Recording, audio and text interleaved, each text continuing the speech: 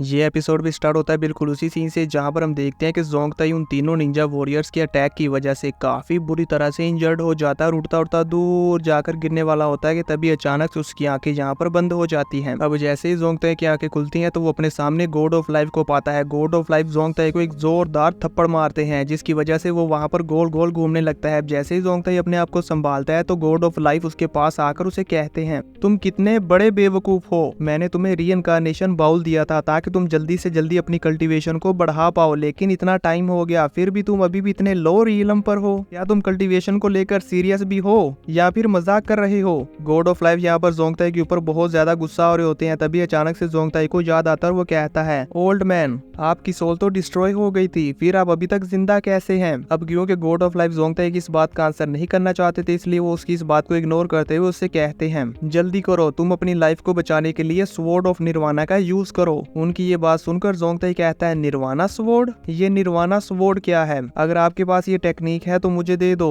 जोंगताई की ये बात सुनकर गॉड ऑफ लाइफ को बहुत ही ज्यादा गुस्सा आता है और वो फिर से जोंगताई को एक जोरदार थप्पड़ मारता है और उससे कहता है, बेवकूफ, मैंने अपनी कल्टीवेशन की सारी टेक्निक्स तुम्हें कब से दे दी है और ये सब की सब टेक्निक्स तुम्हारे माइंड में है, क्या तुम ये नहीं जानते? ये कहते हुए वो उसे वापस भेज देते और कहते हैं, जल्दी से जाओ और इस टेक्निक को यूज करके अपनी जान को बचाओ। अब यहाँ रियल वर्ल्ड में जोंगताई की आंखें खुलती है और वो कहता है, निर्वाणा स्वॉर्ड। ये कहते हुए जोंगताई अपने आप को संभालता है और वहां पर अपनी पावर्स को रिलीज करता है। जोंगताई के अंदर से ओरा को निकलते हुए देखकर वो तीनों के तीनों निंजा वॉरियर्स हैरान हो जाते हैं और कहते हैं कि ये लड़का अभी तक मरा नहीं। चलो कोई बात नहीं, अगर ये नहीं मरा तो हम इसे दोबारा मार डालते हैं। ये कहते हुए वो आगे बढ़ते हैं और जोंगताई पर अटैक करने के लिए जाने लगते हैं। तभी जोंगताई भी उनको अपनी तरफ आते हुए देखकर हवा में एक ऊंचा सा जंप लगाता है और उन तीनों से ऊपर चला जाता है। वहां पर वो जाकर अपनी इस ancient mountain splitter sword technique को यूज करता है जिसका शॉर्टकट में नाम है निर्वाणा स्वॉर्ड। जोंगताई की इतनी बड़ी स्वॉर्ड को देखकर वो तीनों निंजा वॉरियर्स हैरान हो जाते हैं और कहते हैं कि अचानक से ये लड़का इतना ज्यादा स्ट्रॉन्ग कैसे हो गया?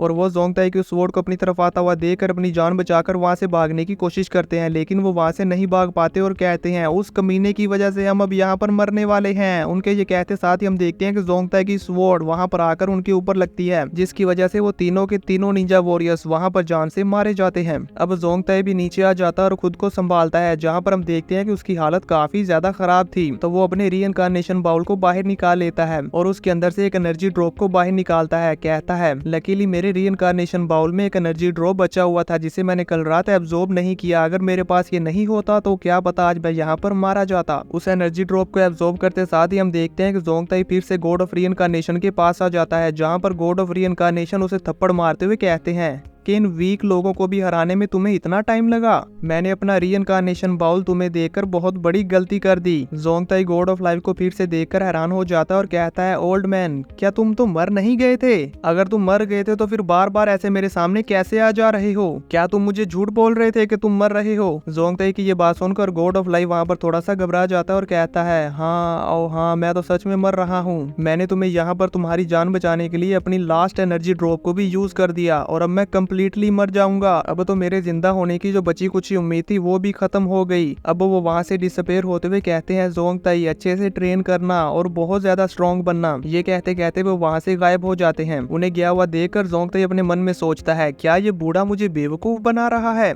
लास्ट टाइम भी इसने ऐसा ही बोला था लेकिन ये फिर दोबारा से आ गया। ये कहते हुए जोंगताई रियल वर्ल्ड में वापिस आ जाता है। यू फेंग कहता है कि जोंगताई ने अभी अभी जो यहाँ पर मूव यूज किया ये तो बहुत ही ज्यादा पावरफुल है, जिस पर मिस याओ याओ कहती है कि अगर मैं गलत नहीं हूँ तो यहाँ पर एक और कल्टीवेटर है जो कि इतने ज्यादा पावरफुल मूव को यूज कर सकता है। ये कहते हुए वो यहाँ पर उस कल्टीवेटर का नेम लेती है, लेकिन हमें उस कल्टीवेटर के बारे में नहीं बताया जाता कि आखिर वो है कौन। अब यू फेंग मिस याओ याओ से कहता है, ओ हाँ, मुझे याद आया, कल मैं इंपीरियल डाइनिंग हॉल पर जुनटियान सेक्ट के एक डिसाइबल से मिला था। ये सुनकर मिस याओ याओ हैरान होते हुए कहती है, जुनटियान सेक्ट? अगर ऐसा है तो फिर तुम मेरी इस जुनटियान सेक्ट के डिसाइबल के बैकग्राउंड के बारे में जानने में हेल्प करो। यू फेंग मिस याओ याओ की हेल्प करने के लिए मान जाता है। अब वो मिस याओ याओ को बताता है कि अभी हम जिस सिटी में है जहाँ पर एक लिटरेचर कॉन्फ्रेंस हो रही है जिसमें बहुत सारी ब्यूटीज और वाइन्स होंगी। वाह, सोच कर ही कितना ज्यादा अच्छा लग रहा है। आज रातों में पेट भर कर पीऊंगा और एक बहुत अच्छी नींद सोऊंगा। ये कहते हुए वो मिस याओ याओ को बाय बोलकर वहाँ से चला जाता है। के जाने के बाद मिस याओ याओ कहती है, ओरिजिनली मैं अपनी इंजरीज की वजह से अपने एनिमीज को अवॉइड करती थी और उनके साथ फाइट करना नहीं चाहती थी। लेकिन अब टाइम आ गया है उन सबको मजा चुकाने का, अब मुझे प्लान्स बनाने ही होंगे। वहीं दूसरी तरफ हम देखते हैं कि जोंगताई उस लिटरेचर कॉन्फ्रेंस में आ जाता है जहाँ पर चारों तरफ काफी अच्छा माहौल था और लोग एक दूसरे के साथ डिस्कशन कर रहे होते हैं। तभी वहाँ पर जोंगताई भी उन लोगों से आकर कुछ पूछने वाला होता है कि वो लोग वहाँ पर जोंगताई से कहने लगते हैं, देखो देखो ये तो वू जाओ है, हमारी लिनान सिटी का ग्रेट जीनियस। ये कहते हुए वो वहाँ पर जोर जोर से हंसने लगते हैं और जोंगताई का मजाक उड़ाने लगते हैं। जोंगताई चुपचाप उनकी बातें सुन रहा होता है तो ये देखकर वो वहाँ पर और भी उसे सुनाने लगते हैं और वहाँ पर उसकी काफी ज्यादा इंसल्ट कर रहे होते हैं, जिसकी वजह से जोंगताई को उन पर गुस्सा आने लगता है और वो वहाँ पर चलते हुए जाकर एक चेयर को पकड़ लेता है। तभी वहाँ पर मौजूद वो मोटा आदमी जोंगताई से कहता है, तुम जैसे ट्रैश की यहाँ पर कोई जगह नहीं है। वो सब लोग जोंगताई पर हंस रहे होते हैं तो जोंगताई कहता है, अच्छा इसका मतलब कि तुम सब लोग जेंटलमैन हो। जिस पर वो मोटा आदमी कहता है, हाँ बिल्कुल ऐसा ही है। उसकी ये बात सुनकर जोंगताई वहाँ पड़ी उस चेयर को उठा लेता है और उस चेयर से उसको पीटने लगता है और कहता है, ट्रू जेंटलमैन मार खाने पर भी कभी भी गुस्सा नहीं करता, तो आज पता चल जाएगा कि क्या तुम वाकई में ही जेंटलमैन हो भी या नहीं। ये कहते हुए जोंगताई उसे वहाँ पर खूब पीट रहा होता है। वहाँ पर मौजूद बाकी लोग उस मोटे आदमी को बचाने के लिए आगे नहीं बढ़ते, उल्टा वो वहाँ से दूर जाने लगते हैं और कहते हैं, जोंगताई तुम बहुत बुरे इंसान हो। ये कहते हुए वो जोंगताई को गाली भी देते हैं और फिर वहाँ से भाग जाते हैं। वो मोटा आदमी वहाँ पर हेल्प हेल्प कहता रह जाता है लेकिन कोई भी वहाँ पर उसकी हेल्प नहीं करता। उस आदमी को अच्छी तरह से पीटने के बाद जोंगताई उसे 4 बातें सुनाता और फिर वहाँ से चला जाता है।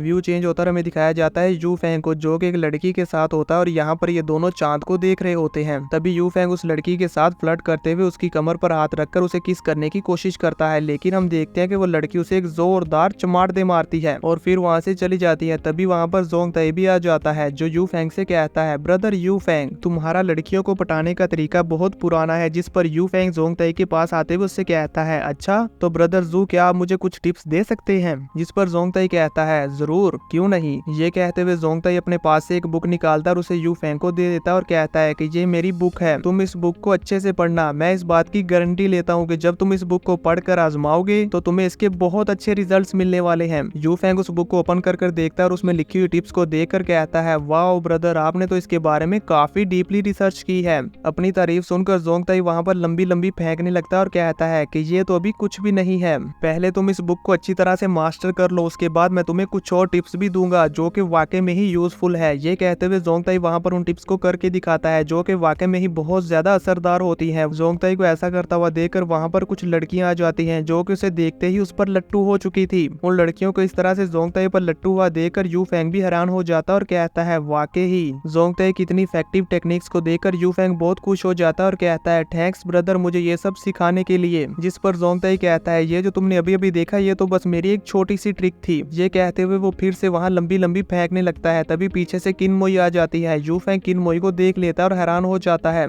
यहाँ पर यू फेंग कोशिश करता है कि वो जोंगताई को बता दे कि तुम्हारे पीछे किनमोई आ रही है, इसलिए वो कहता भी है किनमोई, पर जोंगताई उस पर कहता है, किनमोई उसको तो मैंने बहुत समय पहले से ही अपने प्यार में गिरा रखा है, मैं उसे जैसा कहता हूँ वो बिल्कुल ऐसा ही करती है। ये कहते हुए वहाँ पर बड़ी बड़ी छोड़ रहा होता है। तभी किनमोई भी उसकी ये सारी बातें सुन लेती है। ये सुनकर वो गुस्सा होते हुए जोंगताई के पास आ जाती है। जोंगताई जैसे ही किनमोई को अपने पास खड़ा हुआ देखता है तो वो ये देखकर एकदम शॉक हो जाता है और कहता है, बेगम मेरी बात तो सुनो। लेकिन किनमोई उसकी एक भी बात नहीं सुनती, उल्टा वो अपनी हील जोंगताई के पैर के ऊपर दे के मारती है, जिसकी वजह से जोंगताई का पैर काफी ज्यादा दर्द करने लगता है। और जोंगताई उससे कहता है, मेरी बात तो सुनो, एक बार मेरी एक्सप्लेनेशन तो सुनो, मैं तुम्हें बताना चाहता हूँ ऐसा कुछ नहीं है। पर किनमोई उसकी एक भी बात नहीं सुनती। किनमोई को इतने गुस्से में देखकर यू फेंग वहाँ से अपनी जान बचाकर भाग जाता है। अब किनमोई जोंगताई पर गुस्सा करने के बाद वहाँ से चली जाती है। जोंगताई किनमोई को रोकने की बहुत कोशिश करता है पर वो उसकी एक नहीं सुनती। अब जोंगताई यू फेंग पर गुस्सा करते हुए कहता है, तुम यू फेंग तुम जब भी मुझे मिलते हो तुम्हारी वजह से कुछ ना कुछ गलत जरूर होता है।